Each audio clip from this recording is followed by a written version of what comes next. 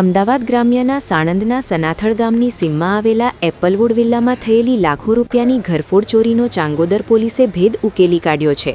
ભારે વરસાદના કારણે મકાન માલિક પરિવાર સાથે દીકરીના ઘરે ગયા હતા।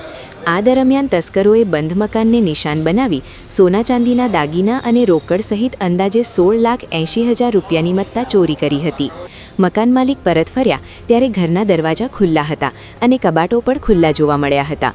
ઘરનો સામાન વેરવિખેર હોવાથી ચોરીની જાણ થઈ હતી। ભારે વરસાદ અને પાણી ભરાવાના કારણે વિસ્તારમાં વીજળી બંધ હતી, જેના કારણે સીસીટીવી કેમેરા પણ બંધ હતા। તસ્કરોએ આ તકનો લાભ લઈને ચોરીને અંજામ આપ્યો હતો। ફરિયાદ મળ્યા બાદ ચાંગોદર પોલીસે ટેકનિકલ સર્વેલન્સ અને હ્યુમન સોર્સિસના આધારે તપાસ શરૂ કરી હતી।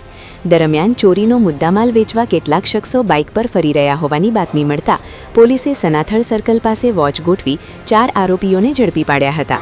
પોલીસે કલ્પેશ પટેલ, નારાયણ પટેલ, રાનુ ભોઈ અને દિનેશ ભોઈની ધરપકડ કરી છે, જ્યારે હરીશ દલપતભાઈ કટારા હાલ ફરાર હોવાથી તેને વોન્ટેડ જાહેર કરવામાં આવ્યો છે।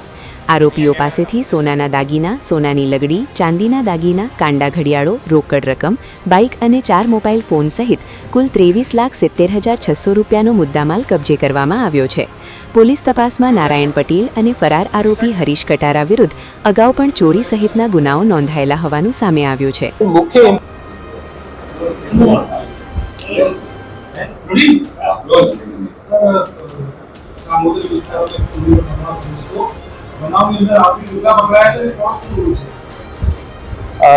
ચોવીસ જુલાઈ જ્યારે બહુ વરસાદ થતી હતી તે વખતે એપલવુડમાં એક પર્ટિક્યુલર વિલામાં એક ઘરફોડ થઈ હતી।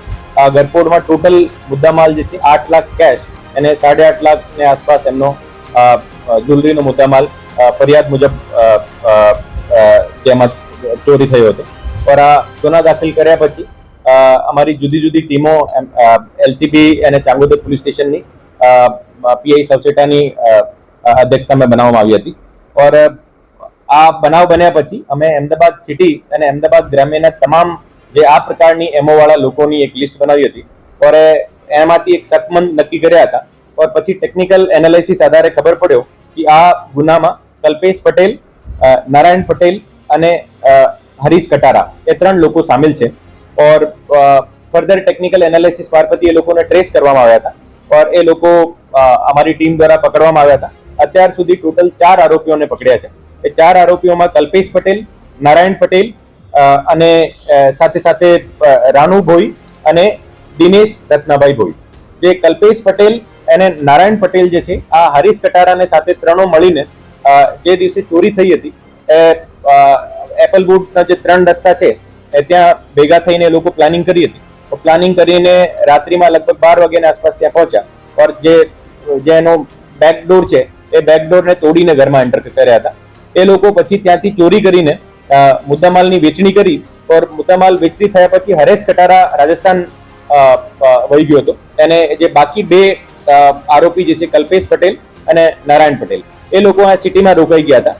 એને પાસે જે કેશ અને જે ગોલ્ડ અને જે સિલ્વર જ્વેલરી હતી એ તમામને લઈને અહીંયા વેચવાની પ્રયાસ કર્યો હતો, પણ અહીંયા એને કોઈ ખરીદનાર મળ્યો નથી। તો એ લોકો તમામ મુદ્દામાલ લઈને રાજસ્થાનમાં ડુંગરપુર પહોંચ્યા और ડુંગરપુર પહોંચીને ત્યાં રાણુ ભોઈને કોન્ટેક્ટ કર્યો હતો। રાણુ ભોઈ એ લોકોને દિનેશ ભોઈથી કોન્ટેક્ટ કરાયો। દિનેશ ભોઈ તમામ એમનો જે મુદ્દામાલ હતો આ મુદ્દામાલ ખરીદ કરી હતી और મુદ્દામાલની ખરીદી કર્યા પછી ટોટલ 8.5 લાખ રૂપિયામાં એનો વેચાણ કર્યો હતો और એમાંથી 2.5 લાખ રૂપિયા જે છે એ રાણુ ભોઈ પોતાના કમિશન રૂપે રાખ્યા હતા અને બાકી જે 6 લાખ રૂપિયા હતા બંને એકબીજાને સાથે વેચણી કરી હતી। આ તમામ અત્યાર સુધી ચાંગોદર પોલીસ દ્વારા ટોટલ 22 તોલા સોના, 1.5 કિલો ચાંદી અને 80,000 રૂપિયા કેશ અત્યાર સુધી રિકવર કરવામાં આવ્યો છે। ટોટલ મુદ્દામાલ અત્યાર સુધી જે રિકવર થયેલું છે 23 લાખ અને 17,000નો ટોટલ મુદ્દામાલ રિકવર થયો છે। એના જે ફરિયાદીના વિશેષ નિવેદનમાં આ ખબર પડી કે એને જે મુદ્દામાલ ચોરી થયો હતો એને પણ એક્ઝેક્ટ ખબર ના હતી કે એક્ઝેક્ટ મુદ્દામાલ એને એક્ઝેક્ટ કેટલો એનો ઘરેણો ત્યાં ઘરમાં હતો। એને સાથે સાથે જે બાકી જે મુદ્દામાલ જે છે એ હરેશ કટારાને પાસે એની અત્યારે શોધખોળ ચાલુ છે અને એને જે ટીપ આપવાળો હતો એની પણ અત્યારે શોધખોળ ચાલુ છે।